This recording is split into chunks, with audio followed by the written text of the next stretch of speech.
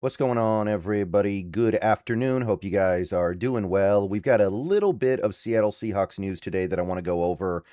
Still going to do the tape video, I think, later tonight with Devin Eastern, so keep an eye out for that. But I want to take a little bit of time to talk about mainly this thing you see on screen right here. I'm going to mention a couple other things at the back end of this video, though. This video is powered by PrizePicks. So Seth Wickersham of ESPN released this article earlier this morning talking about the Seattle Seahawks sale, which we know is coming, which we know is imminent. And I did a video, I think it was yesterday, talking about some potential buyers that had emerged. But one thing that this story talks about here that I think is of note for us is that we're not seeing the level of interest that some people assumed we would get. According to this article, the Seahawks sale is drawing softer than expected interest. And you go through the article here. I'm not going to go through the whole thing, but basically the NFL expected there to be more interest in buying the Seahawks than there has been so far. According to one team owner, it's soft. Another executive said there isn't as much action as there was with Denver and Washington. And there is also now a belief that the team is not going to go for the 11 to maybe even $10 billion range that some people were thinking. Now they're thinking more like 9 billion, maybe a little more than 9 billion, which would still be a record. But because this team just won the Super Bowl and is so well positioned to be good for the foreseeable future, and also to a certain extent is the only NFL team in the general area, there was a belief that they would shatter the record. It doesn't seem like that's really an expectation anymore, so that's interesting. Now, I don't think that we as Seahawks fans should consider this to be anything bad.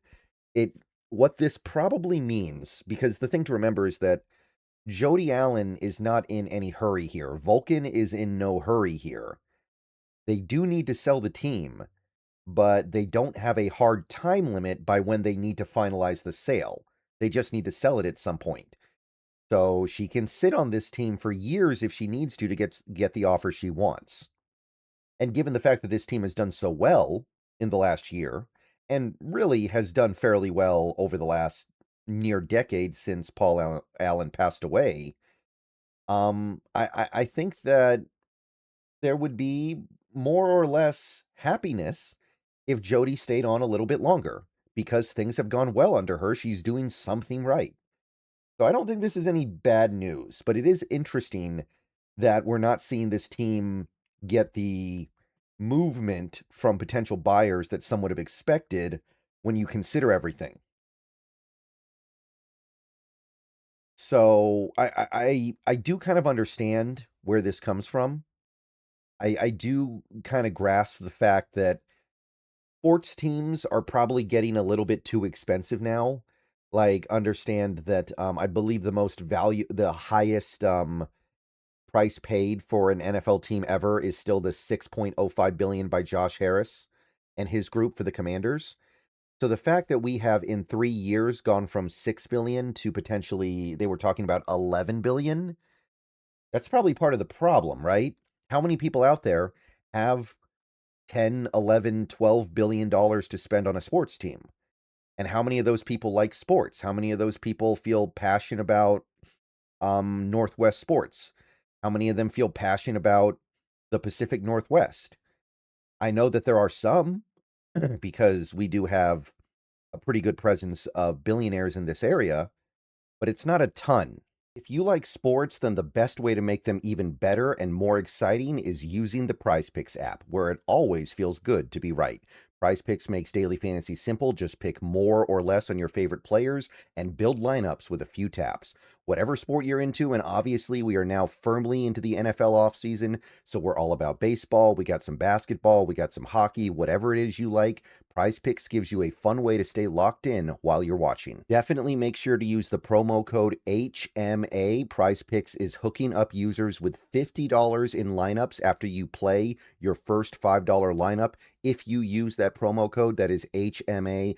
I've had a great time on PrizePicks so far, so definitely get on over to it, check it out, and make sure to get your lineups. And don't forget about team picks, where you can pick winners, spreads, and totals on any major game.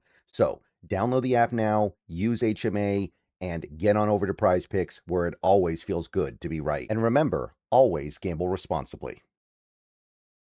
So it doesn't seem like this sale process is going to be quick. It actually seems like this is going to take a little while to play out. We may end up being owned by Vulcan for the foreseeable future. And again, I don't think that's a bad thing. Hopefully it doesn't result in a situation where we end up getting sold to the wrong person because there aren't enough people coming forward. But that's a concern that we can have later down the line. I think it's a little too early to make any assumptions about that. So definitely interesting, definitely notable. I think there was some sense that this could get done very quickly, but I don't feel like that's going to be the case anymore. And at the end of the day, the only thing that matters is that we eventually end up owning the team, or eventually end up having the team be owned by the right person. It doesn't really matter how long it takes. Freudian slip there. A lot of people talk about wanting, the public to own the Seahawks. That's not possible anymore, by the way. So some people ask about that sometimes, like, oh, what if the fans owned the Seahawks the same way they owned the Packers? Can't be done anymore. They changed the rules. So that's not going to happen. But hopefully we wait out the right person. Definitely want somebody that cares about this area. Definitely want somebody that feels a connection with the Pacific Northwest, if possible. So, Steve Ballmer, step forward, man. We know you can do it. We know you want it. We know you'd be good for it. Just do it. All right, so that's the main stuff I wanted to talk about here. Don't anticipate a quick sale. A couple other things of note here. So, we are going to get our schedule release on May 14th. So that is 6 days from now. 6 days, we are getting an NFL schedule release, and I am going to obviously be all over that when it happens. I'm going to be making a video about it. I'm going to be making another video for Bleacher Report about it. And I imagine I'm going to be doing a stream with Brandon about it, possibly either that evening or the next day, or I don't know exactly how that's going to work, but I will be all over the schedule release. So definitely stay tuned for that. But less than 6 days away, well, actually slightly more than 6 days, because I think the schedule usually drops at like 5. Not sure exactly how they're going to do it this year, but I think it's usually about 5 o'clock. So it's going to be slightly more than 6 days, but we're going to get that schedule release, and that'll be the big event for mid-May in the NFL. And also, we did finally get an agreement between the NFL and the NFL's Referee Association, 7-year agreement that will run through 2032, which means we will not be dealing with replacement referees or amateur referees this season. So no replacement ref kerfluffle this time. So that's good news, I think. I know that many Seahawks fans have fond memories of the replacement referees, but I can't really say it's good for the game. I can't really say it was a good thing for football. It was a amusing thing, but it was not a good thing. All right, I'll see you guys later. Go Hawks. Just wanted to cover some ground there real quick with mainly this, because I think there is a little bit of surprise here. But at the same time, at the end of the day, the only thing that matters is that we end up in the right hands when the time comes. And if it takes years to find the next buyer, I can live with that, especially with the way this team is positioned right now. I think there are some circumstances where not having a solidified owner could be a problem, but I don't think that that is going to happen at this exact moment.